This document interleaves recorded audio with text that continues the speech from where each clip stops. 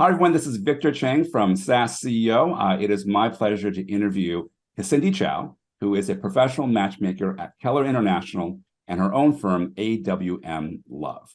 Let me give you a little background on Cassindy. Super impressive. She is a matchmaker with over 20 years experience at the elite Keller International.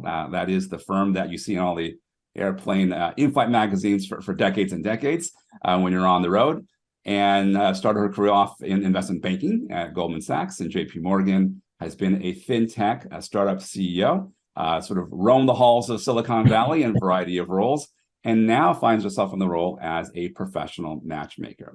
And so what I really wanted to talk with Cassindy about today is advice for CEOs who are dating and advice for how to nurture the romantic relationships. So Cassindy, thank you and welcome to the talk today. Thank you so much, Victor. I love hearing about your stories.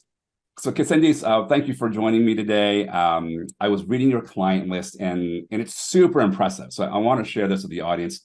You've worked with as a matchmaking service provider to a Nobel laureate, a principal dancer at a ballet company, CEO of a Fortune 500 company, CEO of a private equity company, professors at elite East Coast universities, investment bankers, lawyers, attorneys, doctors, the whole nine yards.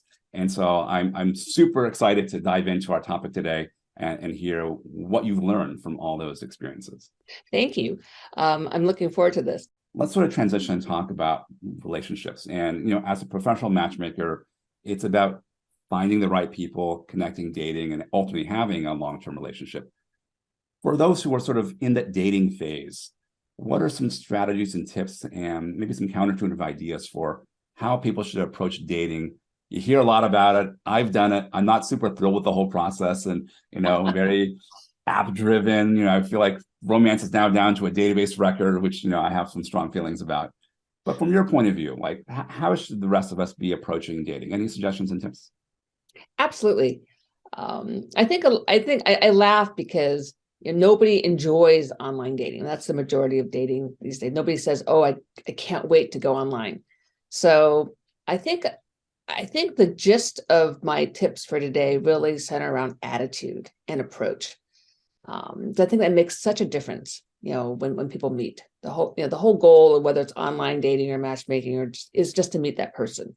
And so I think first is be deliberate.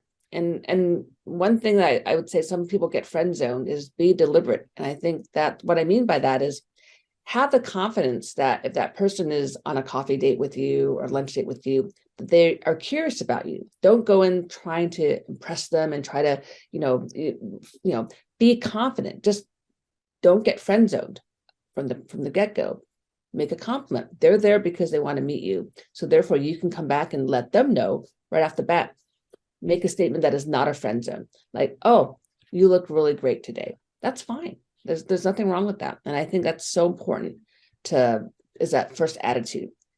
The second point I would say is be curious about your dates.